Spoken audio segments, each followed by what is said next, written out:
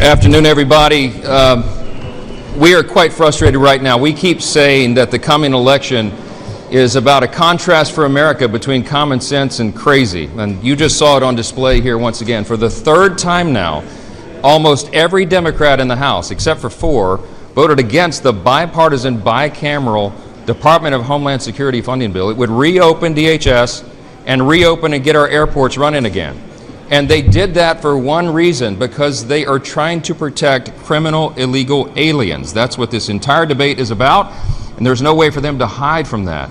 And they keep putting votes on the board. I've suggested, and I suggested yesterday in a press conference, we should probably take this vote tally, blow it up on a poster, and put it at every airport terminal around America. The Democrats just voted for the third time to make you stand in those long lines and to jeopardize our country. You think of what's at stake right now.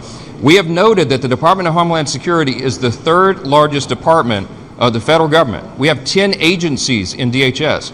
They happen to be all the agencies whose job it is to keep Americans safe. You're talking about FEMA. Do you know that our disaster relief funds are being depleted right now?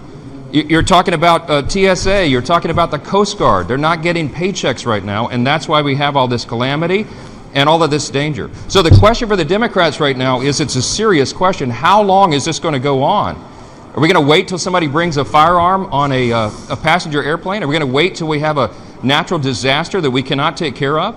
This is not a game, but these are not serious people.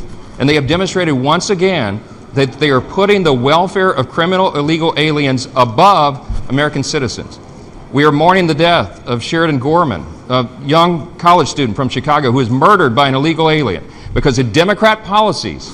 Joe Biden had the border wide open. The Democrats had, in the White House in the last administration, left the border wide open. They apprehended this guy, the murderer, and they let him go. And then he went to Chicago. Why there? Because that's a sanctuary city. They arrested him there for another crime, and they put him out on the streets again. And he shot a young American citizen, a college student, in the head from the back. This is what's happening in America because these people are putting the welfare of criminal illegal aliens over Americans. This is a vote tally. I just wanted to bring a little visual aid. We just print these out after the votes. This is the resolution right before the funding bill. The resolution was to, quote, express the support of the House of Representatives for the Department of Homeland Security.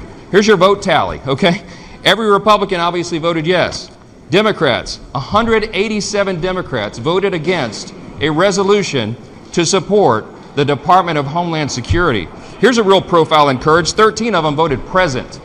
They don't even have the guts to tell you what they stand for. This upcoming election, again, is a contrast for America. It's a contrast between common sense and crazy. And the Democrats are making crazy policy decisions right now, and it is hurting real Americans, and we've had enough of it.